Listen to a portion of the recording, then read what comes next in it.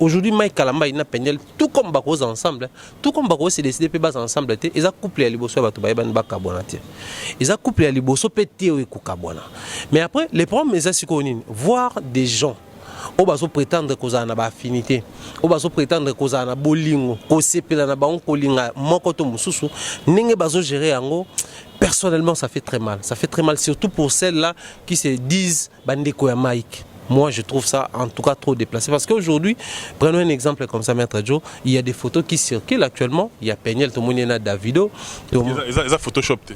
Non, Nathalie en étant infographe. Moi, la notion qui est dans une infographie, qui est authentique. Alors, il y a des photos comme ça qui circulent. La question qu'on se pose, Peniel a un cadre, parce que son monde, Davido a un badge, il y a Peniel. Sûrement, ils ont un cadre un service protocolaire, peut-être à assurer technique, parce que selon Mike qui a expliqué à son point de presse, dans sortie Koumama, que Peniel a un casse dans le côté informatique. Du coup, il a préféré Peniel à y mbarater, mais à assurer le côté informatique. Donc Instagram, Mike, Peniel, côté on a un bang. Ce qui a vraiment ma casse, Mike, c'est que Mike a un risque. Une femme en colère, c'est vraiment dangereux. Parce qu'il y a des gens qui même pirater Mike, il y a des gens qui pendant que se distraire, toujours enragé davantage, mais après, il y a des photos, ceux qui n'ont pas tennis à santé, ceux qui ont une position à ma belle, ceux qui n'ont. Mais il faut savoir une chose, Maître Joe, chacun de nous a passé. Si aujourd'hui, présent dans le réseau exige na moi tenue moko boye, na moi langage moko boye, na moi discipline moko boye, et ngi kolobate ke passé dans réseau qui bon. Tout homme est perfectible. Peut-être on a passé dans la salle qui n'est moko boye, mais vu la réalité à vie, vu l'expérience à vie, exige na kola. Qui c'est ceux qui peuvent passer dans c'était sa vie. Oh, en français, j'avais entendu. Et j'ai vu. Félicitations à Congo pour TV. Igela coiffe ikote. Papa na Kerouan, éternel Kenaya. Kanda, taba, ikote. Sensi. Nganda taba. Fenenene. Nganda taba. Chez Hugues la coiffe ikote. Papa na Kerouan, éternel Kenaya. Au 174, avenue Aristide Briand, 93 320, les pavillons sous bois. À la petite porte à gauche, association Hugues Ikoté.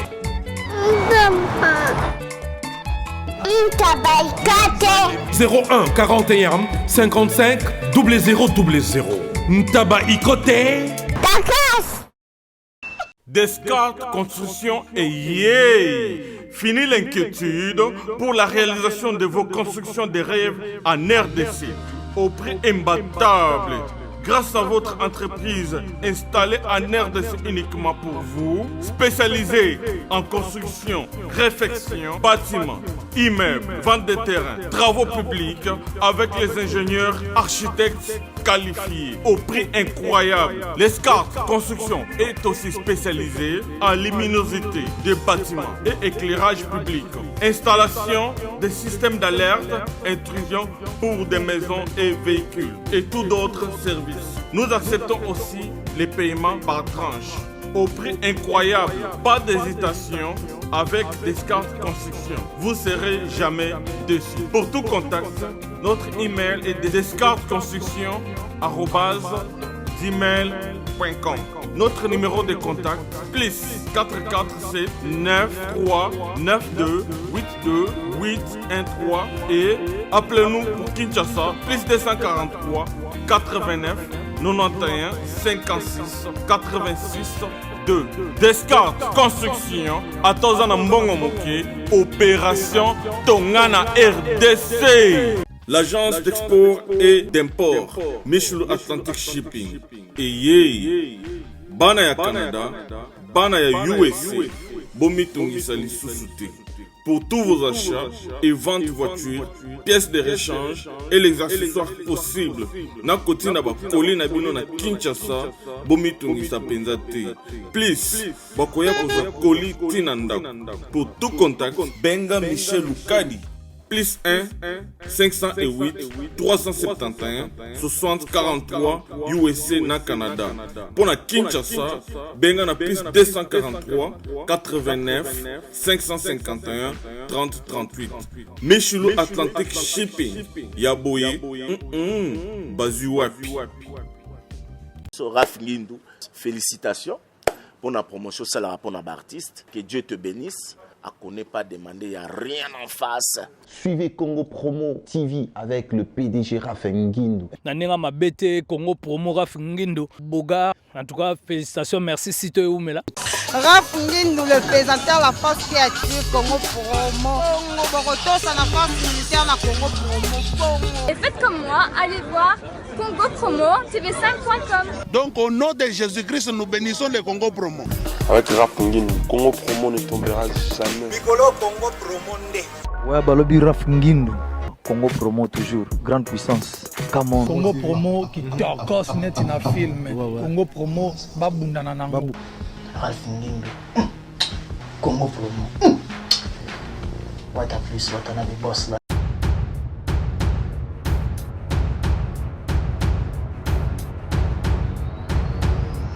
Mesdames, Messieurs, je suis très heureux et ému à la fois de savoir que vous nous accordez cette attention particulière, raison pour laquelle nous, la meilleure façon de vous rendre l'ascenseur, Ezali Yakopodo Bino, un travail de qualité, un travail potable, un travail fiable pour permettre à ce que non seulement la communauté congolaise, parce que la couverture elle est universelle, elle est non seulement suivie par nos amis de la diaspora ou nos amis qui sont ici sur place au pays, mais également les différentes nationalités qui prennent de leur temps pour essayer de savoir un peu qu'est-ce qui se passe à Kinshasa, en RDC, au cœur de l'Afrique, raison pour laquelle Bissopé tout mais quand un peu parce que tous loin d'être le donneur de leçons, en tout cas tous loin d'être les meilleurs, mais du moins nous fournissons tous les efforts possibles pour tout ça la Moussala Moko, et ça là optimal, et ça là consommable à tous les niveaux. Mesdames, Messieurs, Nazan Namatongue, na commune à Kalamu, encore une fois, on a très rapidement pour un frère et confrère en même temps. Avec lui, on a toujours eu le temps de cogiter, n'est-ce pas, pour évoquer certains points d'actualité, pour élucider certaines zones d'ombre, parce que tout le temps, à travers le monde entier,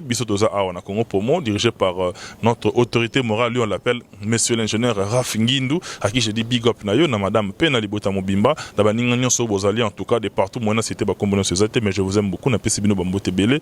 Le numéro qui est affiché, c'est mon numéro personnel. J'ai toujours l'habitude de vous le dire, tout ce qui est remarque, tout ce qui est critique, en tout cas positif ou négatif, mais du moins avec la manière. Hein? Tout follet de niveau ben jour parce que ça laisse quand même à désirer tout comme un niveau ben jour parce que quelquefois pe eyaka. Merci beaucoup Nabino Botal Rabiso Bobolinga Rabiso derrière la caméra petit nanga Cédric Bakamana professeur des élèves il faut rebaguer ça encadreur des sorcières Azawana Ofero Molin grâce naie ndebozo ba élément oyo et puis un clin d'œil particulier à mon ami de tout le temps en tout cas avant Makambo le lobby to banda ozala kaka Joss Chingoma depuis Liverpool le papa de Normandie ya yango wana na lingako ya to mutu na ngai na solo na invité na juste à côté na ngai na lo bakutu parce que Manga passe quoi. À tout de suite. Mesdames, Messieurs, Bolandi annonce Nabiso, lui il est juste à côté de moi pour la énième fois dans cette émission. C'est toujours un grand plaisir. Yakoku Tanana, frère et confrère en même temps. Lui on l'appelle Thierry Mumbaya, Pharaon, comme on aime bien l'appeler affectueusement. Mumbaya Tokutane Soso. En tout cas, on a Libanda na omono bien portant. Mais quand Yomoro Yebi, mais permettez-moi tout na yo Boni Yomoko et puis Boni Moussala. Moussala ça va, ngamoro moi nous toujours ngana muke. Mais c'est du peu là-bas, moi, tout côté Mpiaka P.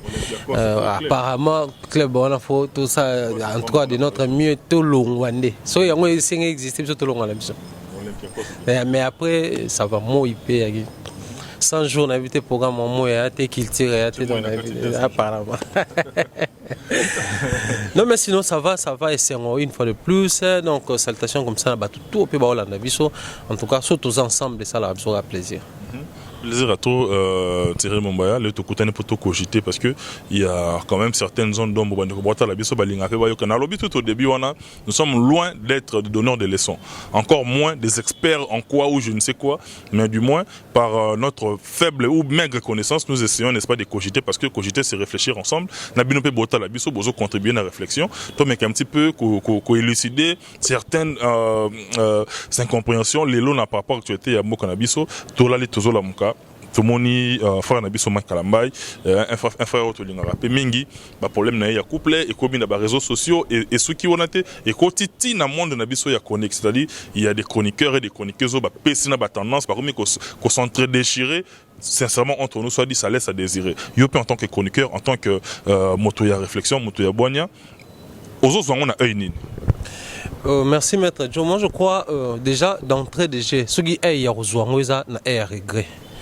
Un regret parce que d'un côté, ça a sentiment personnel, et de l'autre côté, ça a lien de parenté, lien familial, lien auto-créé, lien amical et autres, mais seulement moi j'ai toujours dit une chose, au-delà de tout ce qu'on peut avoir comme amitié, comme fraternité, tonini, ce qui est continue dans le secteur Mokoboy, ils en fait ils ont défini, ils ont soumis à la déontologie. C'est-à-dire, je peux être ami à Mike Kalambai, ami à Peniel, fanatique à Mike Kalambai, j'apprécie Mike, tout ça, Ndekonaye à Makila. Mais ce qu'on a intervenir, automatiquement, il faut avoir un aspect à communication.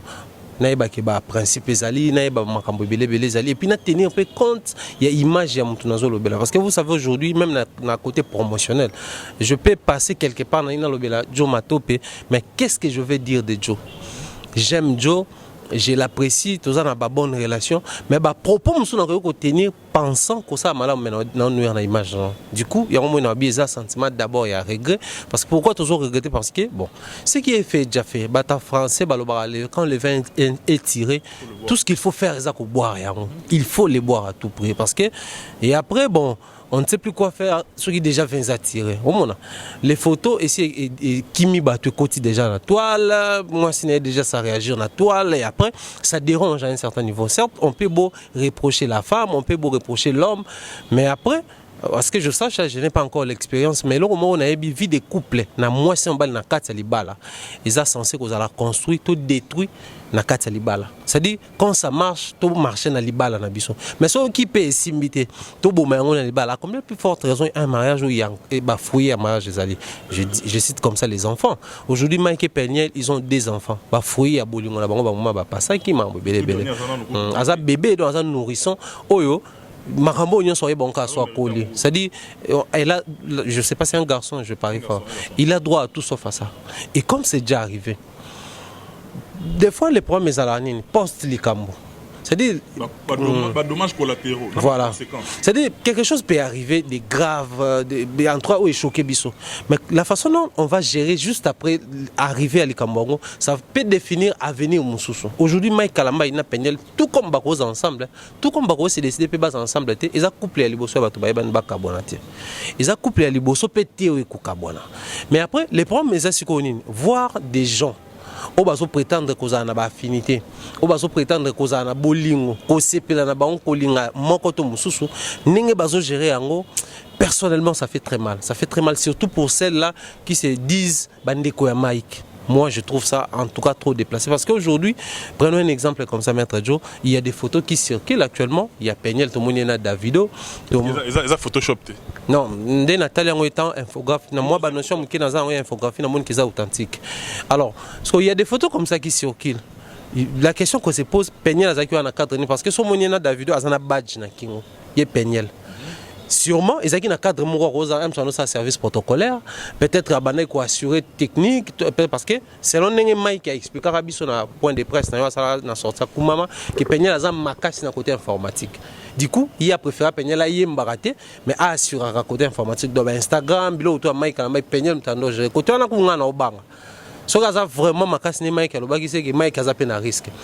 Une femme en colère, c'est vraiment dangereux. Parce qu'il y a des gens qui même pirater Mike, il y a des gens qui pendant que se distraire, toujours enragé davantage, mais après, il y a des photos, ceux qui n'ont pas tennis à des santé, ceux qui ont pas position à ma belle, ceux qui n'ont. Mais il faut savoir une chose, Maître Joe, chacun de nous a passé. Si aujourd'hui, présent dans le réseau, exiger na moi tenue moko boye, na moi langage moko boye, na moi discipline moko boye, et ngi kolobate qui passé dans les qui bon. Tout homme est perfectible. Peut-être on a passé dans la salle qui n'est moko boye, mais vu la réalité à vie, vu l'expérience à vie, exiger na kola. Qui c'est ceux qui peuvent passer dans c'était sa vie. Mais après, tu as vu l'histoire, il y a Pierre, Azaki 6 mois, comme Pierre. C'est-à-dire, Azaki, paille, il y a avant, mais après, comme Pierre, il est stable, il y a avant, ça peut arriver. Pourquoi vous ne voulez pas à ce que Peignel passe en a passé? Si aujourd'hui c'est le passé de Peignel qui commence à déranger, simplement parce qu'elle a brandi, entre guillemets, on peut gérer ça autrement. Parce qu'aujourd'hui c'est bon bien.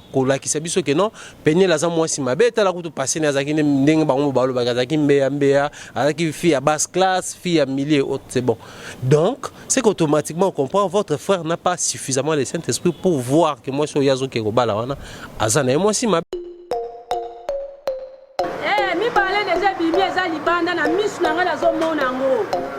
troisième peu colis, troisième colis déjà. Ngane libanga. On a yawate. N'ayez si zibe service. Na zwakata 37 colis awana zibe service na mbala moko. 37. Oh. Ngakuna banga kina isi mwana chaka 3. Ah bon? Yiba yango na kiserie na bango ya musala. Basa pena Brazzaville. Mwana lobaki nanga pe na Angola bazali. Bazali na Angola, bazali na Brazzaville. C'est que tu benga bango monde entier. Uko kanseri ukola mundele. Na moni yango. Acha mundele te. Azakia. Yo mutuza na France. Précisément ezala na Paris. Ezala na Rennes. Ezala na Lyon. Ezala Sikanine. Soko uza na Pauline yo. Kunyoko maneyote. Ba numéro na biso yango wana benga na yo. Zibe service a ku livrer yo carton. Pe ku retirer yemuku akuya kuzwa yango. Pe akuya wena Kisasa. Kaka Kisasa te ya Maniata. Makalu. Na Point Noir, na Brazzaville, na Angola, na Kinshasa, place à Robunga. Exacté.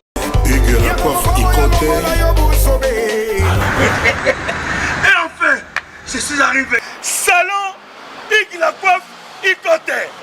Non seulement c'est un salon de coiffure, mais aussi une machine de transformation des hommes et femmes.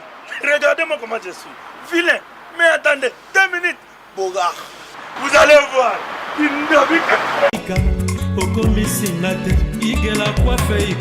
Hugues Lacoiffe Ikote, votre salon de coiffure mixte afro-européen situé sur la Nationale 3 au 174 avenue Aristide Briand, les pavillons sous bois. Pour plus de précisions, veuillez nous contacter au 01 41 55 00 00 ou encore sur notre site hugueslacoiffeikote.com. Nous sommes ouverts tous les jours de 8h à 20h, même les jours fériés. Hugues Lacoiffe Ikote, l'homme qui coiffe la ville. Hugues Lacoiffe Ikote, le salon de coiffure mixte afro-européenne de proximité. Au 174 avenue Aristide Briand, les pavillons sous bois sur la Nationale 3. Un seul numéro, 01 41 55 00 00. La beauté de votre chevelure chez votre frère. Hugues Lacoiffe Ikote, même père, même mère. Chikicha, chikicha, cha cha. La beauté peut tout changer. Salon Hugues Lacoiffe Ikote. Quelle beauté! Sexy pour les femmes, dindindi pour les hommes. Donc vous voulez nous faire croire que Néronabino malgré malgré tout ce qu'il fait, alors sous l'impulsion de l'Esprit Saint, c'est que l'Esprit Saint est raté. Comment l'Esprit Saint a mon lobby à Moutou? Alors comment on a été place aux autres Kenyans, on a même esprit, babia qui n'a pas profondeur, à comment à place on doit imaginer yango komara. C'est-à-dire comment le Saint-Esprit n'arrivait pas à comment à niveau. Donc pour moi je me dis na bateau to prétendre qu'on a une affinité, na bateau toujours c'est riger na bateau faut défendre Peignel. Nous sommes tous en train de détruire davantage et on ne pense même pas aux pauvres enfants qui sont innocents. Au bazar qu'on se retrouver dans la situation. Aujourd'hui on connaît. Total la tête pour Botami aux États-Unis, tout pour Bana Mukanda américain. Oui, mais là-bas il y a aussi des enfants au Baosa là-bas. Des gars total là-bas filmés. Ba Bandi, ba New Jack. Toujours à la hauteur au monde a passé mon boyer. On a vécu nos parents séparés tout et tout généralement il y a certains cas où ba kola na ba femme seule. Bah maman a vu que bah peine ma casse, c'est-à-dire elle fait et la maman et les papas en même temps. Bah na à un certain niveau bah s'entarangote, mais après plus pas au là, bah réaliser qu'il manquait quelque chose. Ça affecte aussi les comportements à la langue. Voilà les comportements. Du coup, c'est pas quelque chose au photo bah na ko zoango loko la likamomuke. Et au-delà de tout, to yebite moi si déjà comme un niveau à ko exposer vie bon jusqu'où les eaux appellent l'amener. D'ailleurs, tu as limité en ramener, c'est bon, tu peux riposter. Pourquoi comme il bon quand il boit, quand ils sont ici. Mais tu éviter jusqu'où ça peut amener la femme et penser aux enfants parce qu'elles ont allaité, elles ont transmettre moi na affection, na humeur na émotion, elles ont transmettre makamba malamuté. Et s'il faut revenir à nous. Et tel bon non nani peut entre nous soit. Certes Mike aza en public, certes aza muto ebani, ba dossier na photo traité, en photo analyser peut-être oui parce que ça arrive toi analyser ya ba présent. Comment qui la dernière émission na que de moi maman maman chrétien et talibino nani boyo lokani na kati. Mais après chrétien on a yebi ba musulman ba yebi ba bouddhiste ba yebi, chrétien on a homme public, chrétien on a entre guillemets za star.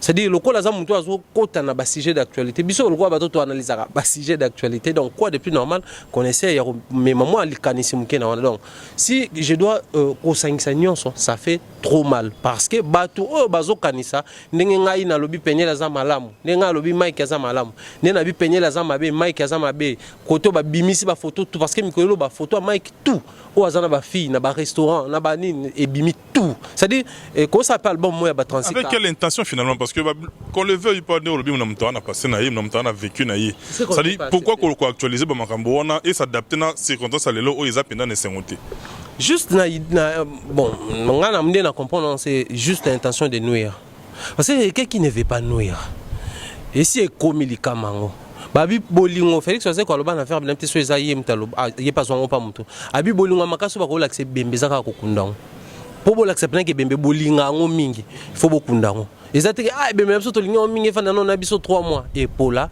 et quoi bébé ça makambo belé même en français quelle que soit la beauté du cadavre on finit toujours par l'enterrer donc il faut ka ba kundu ngana na master na mo sa mo kitwa lo ba lo moko abara soki kawana ezana yo traité to buna to traité tout bonato réanimé mais surtout sentir pendant que simbaté irrécupérable tout petit kango ekufa profond on peut ça logique na premier gradué on le besoin le romoko même ba grands hôpitaux à monde ils en a service dans la morgue c'est-à-dire ba grands hôpitaux no bi ba pathologie danger ou est compliqué dans la morgue ño so sophistiqué bazara nango kuna ba traiter rango mais ba appelle la mort pona bango ba bi que malgré tout ça na ba spécialiste tout ya monde awa mais kamoro pe ko ya pe boto si esimi pété donc tout prévoir morgue du coup quand on se marie faut tout tenir compte tout peut arriver. Le moins important, ce n'est pas à prendre au premier degré. Parce que la droit, obligation des moyens. C'est-à-dire que c'est pas faire sa matière. Il y a sa matière, il y a sa explication c'est possible. Mais compréhension na yo na ko kangana na ko assimiler na ko appliquer et dépend de la pauvreté na yo moko. Donc c'est très important. Continue à paraphraser. Donc du coup on ne souhaite pas, quand on se marie, on a toujours tendance à dire on se marie pour la vie. Oui. Le meilleur pour les pires. Des fois, pire, on a comme la police intervention rapide. Pire, donc et après, moi je me dis, les responsables numéro 000 à Marambo, ils ont Mike Kalamba, il a Peñel. Pourquoi on a banni Mike Kalamba, il a souci na Peñel? Pas parce chef du ménage. Pas seulement pour ça, parce que Peñel de sa sali. Oh, tu déplorer. N'enga exposé vie des couples là-bas, oui. Mais après, c'est la responsabilité, la gestion est Tikali Mike. Parce que combat, les Arasso ont attaqué, font un peu dans zone ça. Ont attaqué dans zone cité si comme Belengi. Du coup, ce que Mike a géré entourage, parce que on a zone entre autres Yvette et les autres, bazo prétendent toujours que le bagaba bande quoi Mike. Et l'hémorragie. Parce que plus bango bazo continuer ko bimisa biloko. Et aussi un peu camp adverse. Na bato ba s'ériger le rôle ba défenseur, il y a ndekona so moi c'est Peñel, na ba ndekona ya solo. Ce que côté Mike bazo quand nini bazong si tire bon peut voir ça ni ba beti susu auto peut ba beti du coup et puis c'est quoi la finalité na ngweza nini pour na ba fin nini auto zo lokali kambango kene donc pour moi je me dis les responsables à Marambo ils ont Mike Kalambai na niveau que il peut encore essayer de revoir tous ces gens là qui ko calmer na no bango au niveau où nous sommes arrivés on a pas intérêt à continuer à extrapoler les quoi macambongo tout le canette zalaka en permanence et tout parce que par-dessus tout qu'on le veut ou pas Mike Kalamba obiso to yebi c'est un serviteur de Dieu. Du reste, bah, vie privée naie, toi intimité naie nanzambe to yebi on n'est pas érigé tout ça censé à s'ériger dans ba juge. En même temps tous à la partie mais obiso to yebi physiquement visiblement à Moussa Nanzambe.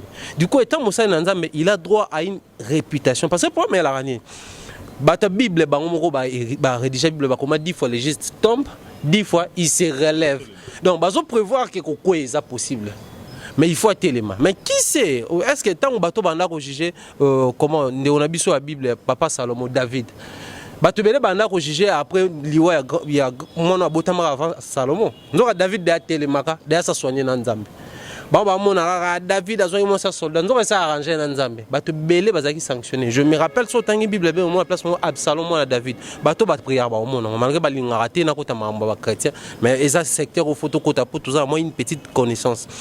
Absalom aye asali rébellion bengani David.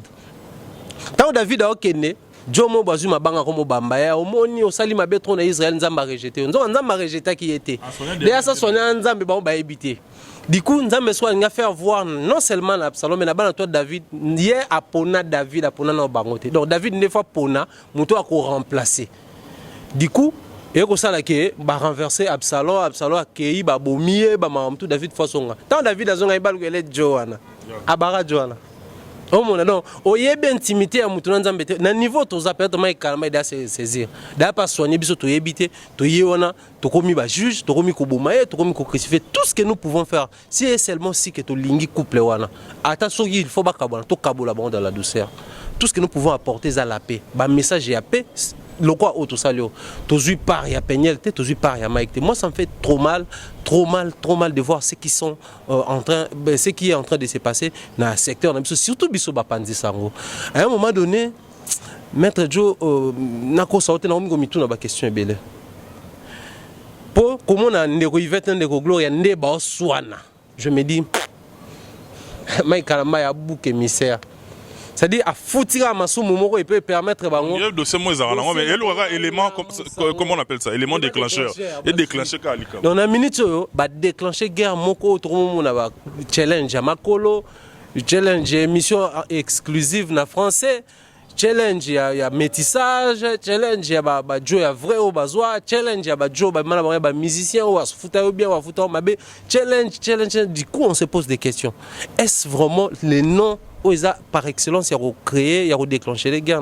Quand couple à bateau, pauvre couple à bateau, va passer dans un moment de turbulence, dans un moment de secours. Soit à Bissou, tu auras les bandes d'abord. Un mot secours entre une petite amie, ton fiancé, ça t'affecte au niveau qu'il y a une super mission au salon bien.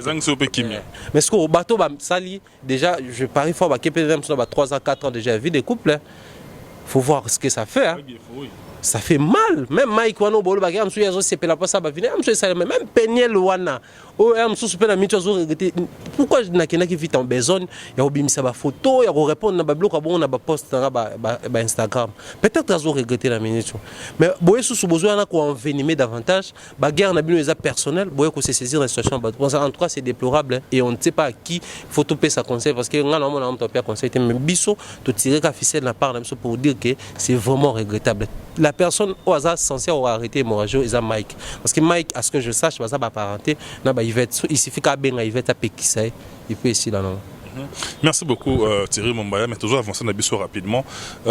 S'il faut tirer une leçon par rapport à l'Israël Camboro, parce que moi je me suis posé plusieurs questions, entre autres, Namitoni Bisso africain, parlons des Congolais parce que nous sommes Congolais.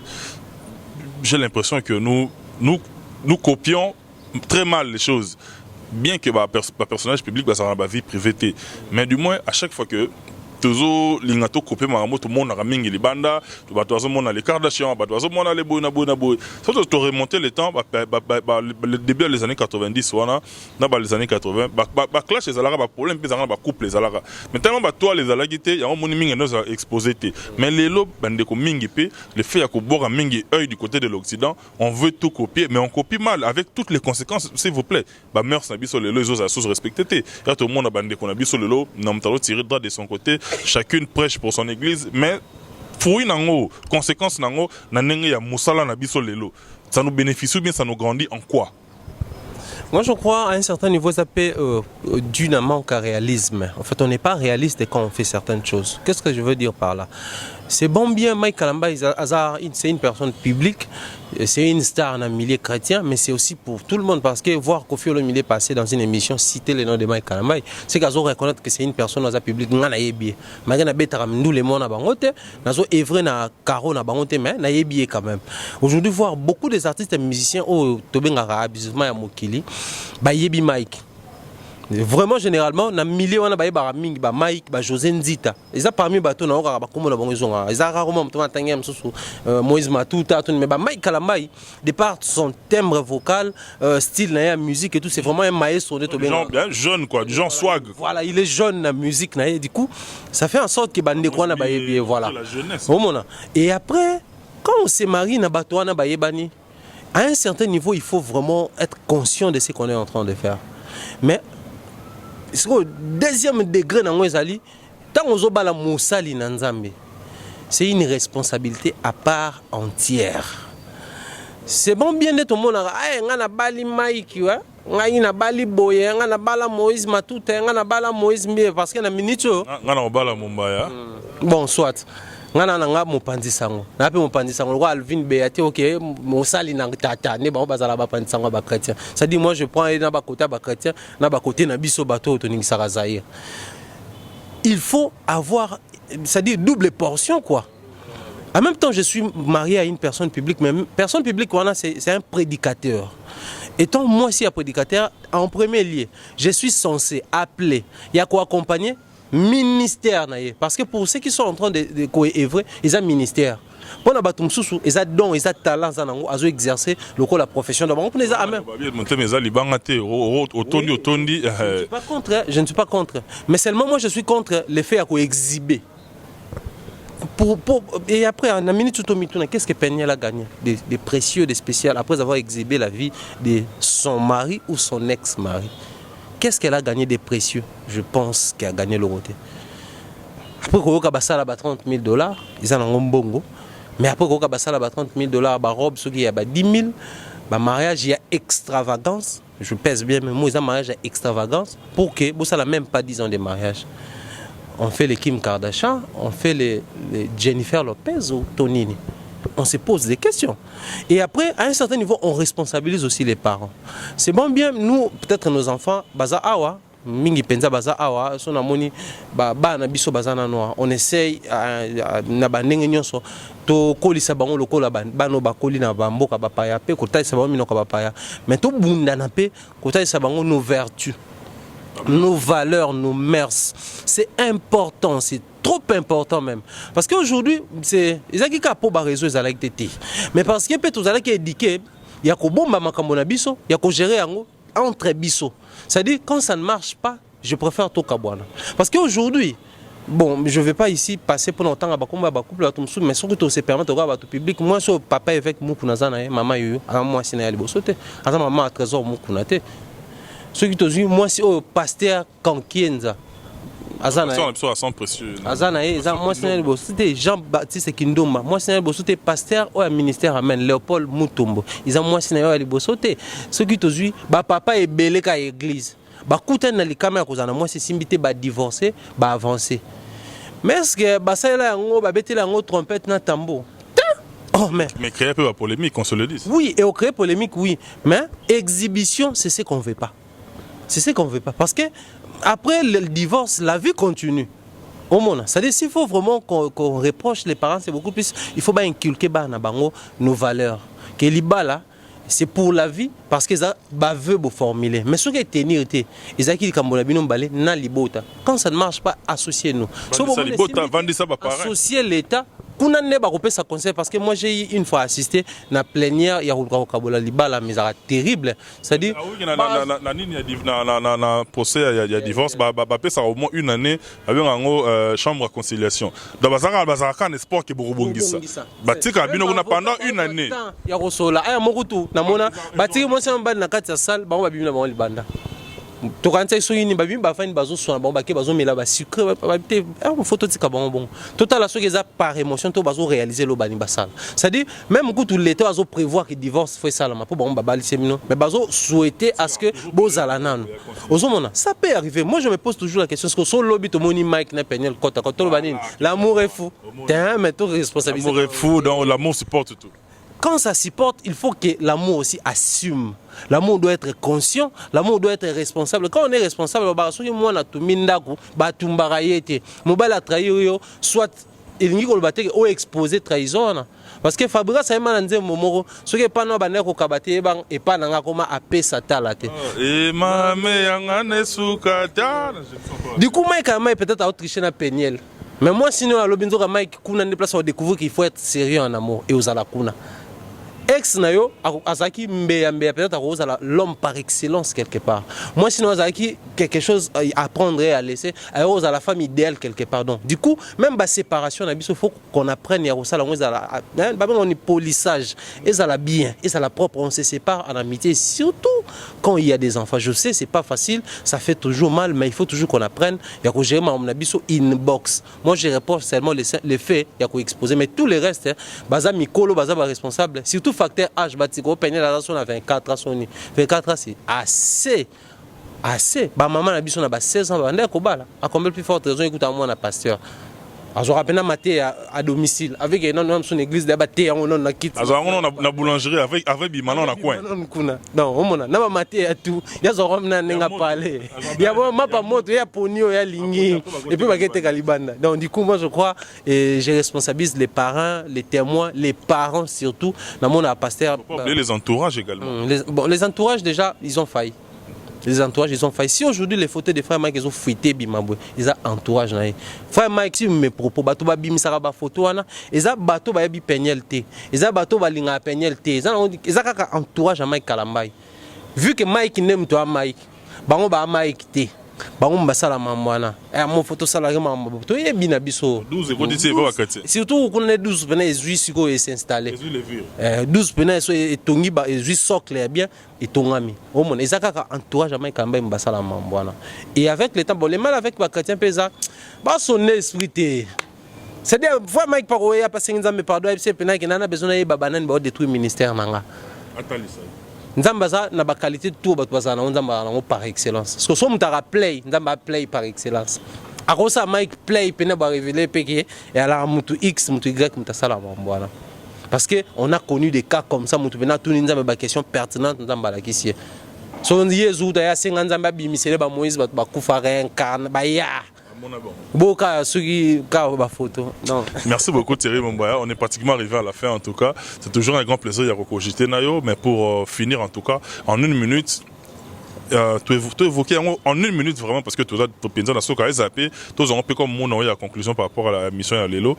Dossier toi là qui te la mouki, bande ko baile biso fake news awa, les frères Carlito a Kofi. Tu n'as évité bandeko bazorata ko divulguer information lo lengi wana hein ndeko zonga na openda malamu na évité intention na ngo wana ezarani ko vandi au kotisi intox Carlito azana ana bana azana famille azana ba camarades azana ba tubele bele mais yo kotisi intox ce modèle wana et qu'intox wana est beau type mbuma et créer tollé sur le plan en tout cas universel parce que congolais nyo so yebi frère Carlito azana ni lelo na niveau ya bonzambe et puis na carrière na mobimba. Il place au Vandisco, aux Aromi le Belanine, ça te reproche quoi? Et ça l'a vraiment pas. Si moi j'avais eu le temps, parce que moi j'ai eu le temps, bah toi t'es belé, bah tout dire parce que ah, toi peux appeler mon Bandisango, c'est quoi exactement ce que c'est à solo? Moi personnellement, démarche tanga na salaki, l'a contacté Oyangai papa, Oyale qui est papa langai, monsieur Léon Matope, cool Matope, depuis Libreville, je l'ai appelé parce que on a pena batunaye. Je l'ai contacté directement, en tout cas, oncle Nayoki, Bonabo frère Kolita Koufi, Alsinga Bonzela, Nabenga. Na benga na numéro na ye et puis nazo confirmation a bengi a pas rappeler ngai pour me dire na ko na ba voice mais par respect na rosa tena exposer ba voice ya oncle na ngana bando chango boya et c'est pas vraiment poli sinenga ko ba voice tellement zaki connecté tatinga ba voice na yoki onde après to ko bengana atinenga na numéro ya un certain Bilando Leke Carlito. Alsinga benga landu akoyebisa que non frère Carlito aza son États-Unis il faut beta so concert so nini azana est bien important et le roté ezali fausse nouvelle ce qu'on ba bloquer modèle on a entre nous soit dit frère en une minute, Kabona Pena Bandekona Lilobawana, s'il faut s'adresser à Batu Yalolenge Wana, au Basoka Benatan, il faut concevoir fake news, il faut s'intox avec une très très mauvaise intention. Oh, le Banabangoni. Bamsoukou tu peux ils ont la intention que tu sois né pour lui il trouve ça le quoi plaisir mon blague moi mauvais goût à ça là mais après je ne sais pas s'il faut dire beaucoup de choses mais ça que tout continue comme ça là on est toujours ça là mais un jour tout le monde a effet peut-être na ba proche na biso na ba famille na biso ne peut-être que pousser biso totika mais bateau ba créer rien parce que moi je vois il y a même ta côté na Photoshop passer les conceptions à type na texte que non à kufi boy à poster musu passer les français moi bien on a pena agencer ba mon qui to quoi coordonner baba ningi faut ça là et tout ça a commis pe qui to quoi type fake news. Moi je crois aujourd'hui on a perdu nos vertus, nous avons tout à l'heure, de perdre notre humanisme. Où ils ont manqué humanisme. Parce que imaginez que nous avons Mumbaya à Koufi. Soit au moins une publication moi bon. La réflexe faut et bêti. Au bengi nga boy aux uingate, donc à courant, soit na bon siphon. Au bengi batumi balé boy, toujours bengi pe toujours été ça fait 2 jours toujours été. Et quoi peut aussi circuler et occuper de la place. Bato pe bazamité ma pe ya mukuse ba paniquer soit pe koko irrité ba sensibilité musu ba maladie ba mbebele donc pensons à la vie peut-être eko pousser surtout tikablo ko wana c'est tout ce que je peux dire et c'est ça fait très mal eza mabe so to tele mela ba poisson d'Afrique eza ba femme ba poisson d'Afrique biloko ane bomi ba mama surtout ba mama ndé ba kana ba prendre ba attention eza kito côté ngana biso ngai salenga pasteur na ko salenga pas siko na mituni Carlito te Carlito faza parce que na oka comme pasteur on a sepela makasi na ebite sopona parce que ngali sepela te muntu bon mtema comme pasteur na ba sentiment na nga bon moto mais yé na sepela bizarrement mais après et ça l'est passé maintenant on a un quota na meka ko solana batumo bo bazala na ndekone mbali oza musicien là ça la colite ndé ba yelo bakité a lobby azana et bien et l'autre Dieu merci au moment et na aussi rappelle bandeko en même temps ce que j'ai information au vérifier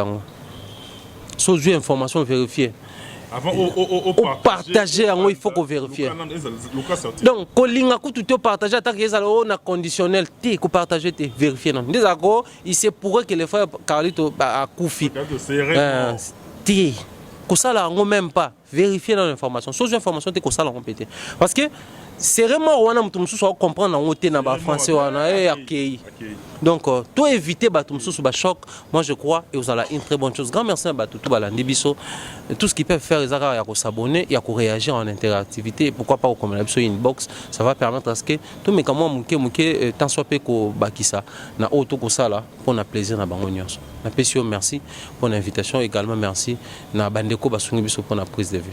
Merci beaucoup Thierry Mamba. Merci Maître Joe. Merci beaucoup.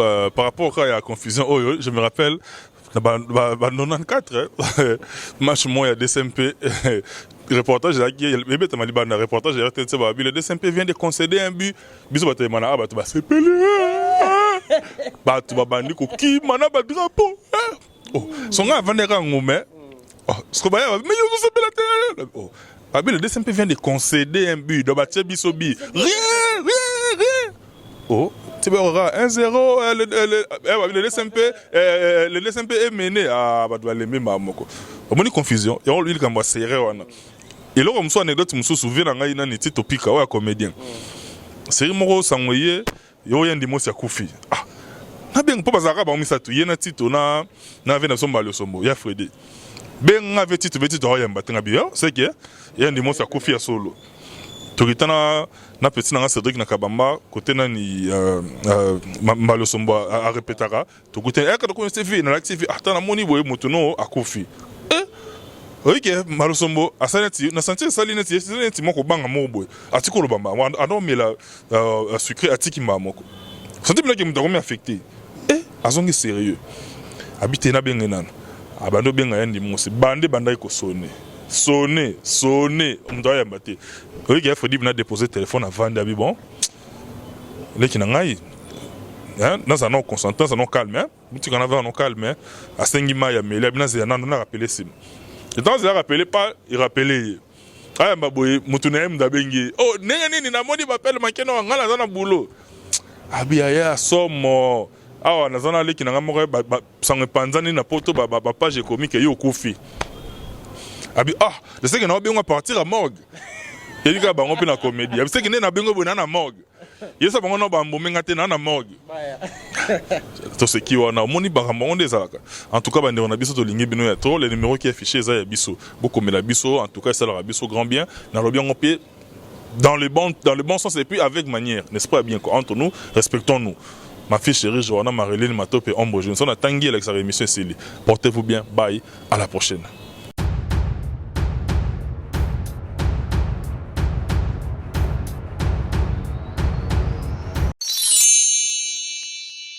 Sepela TV et yena makambu ya sika lisusu. O ba chaîne ya France eza na kati. Ba chaîne ya Congo eza na kati. Ba chaîne ya Londres eza na kati.